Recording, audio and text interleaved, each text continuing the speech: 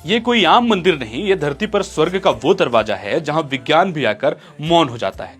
जगन्नाथपुरी धाम सिर्फ एक तीर्थ नहीं, एक चमत्कार है।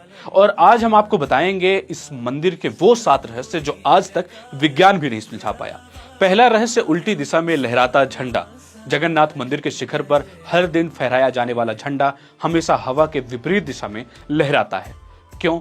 इसका कोई वैज्ञानिक जवाब नहीं है।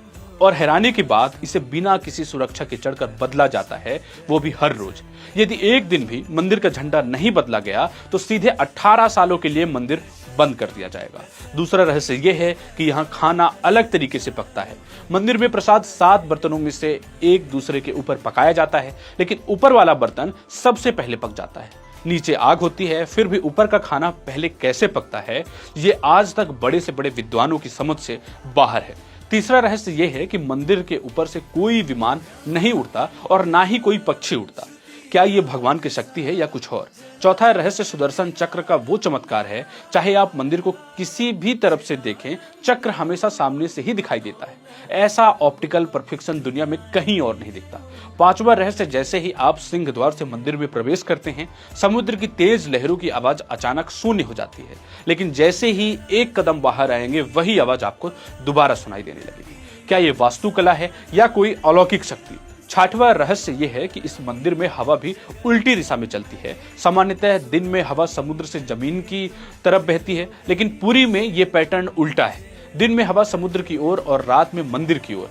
ये क्यों होता है, कोई नहीं जानता। सातवां रहस्य, यमराज की वो तीसरी सीढ़ी है जो पूरी दुनिया के लिए रहस्य बना हुआ है। मंदिर में कुल 22 सीढ़ियां हैं, लेकिन तीसरी सीढ़ी पर कोई पैर नहीं रखता, क्योंकि मान्यता यही है कि यमराज का यहीं पर वास है। अगर आप दर्शन के बाद इस पर कदम रखते हैं तो मोक्ष मिल सकता है, लेकिन यमलोक भी निश्चित है। इसलिए भक्त इसे काली सीढ़ी कहकर पहचानते हैं और सावधानी बरतते हैं। इन 7 रहस्यों ने सिर्फ भक्तों को नहीं, वैज्ञानिकों को भी बहुत कुछ सोचने पर मजबूर कर दिया है। जगन्नाथ मंदिर में केवल सनातनी हिंदू ही आ सकते हैं।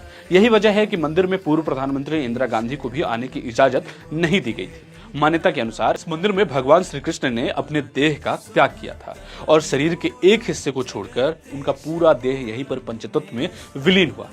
यह उनका हृदय का हिस्सा था। माना जाता है कि मंदिर में रखे श्री कृष्ण के लकड़ी के देह में आज भी वह हृदय धड़क रहा है। जगन्नाथपुरी सिर्फ एक मंदिर नहीं, ये उस शक्ति का प्रतीक है जिसे सिर्फ महसूस किया जा सकता है। रथ यात्रा की शुरुआत हो चुकी है।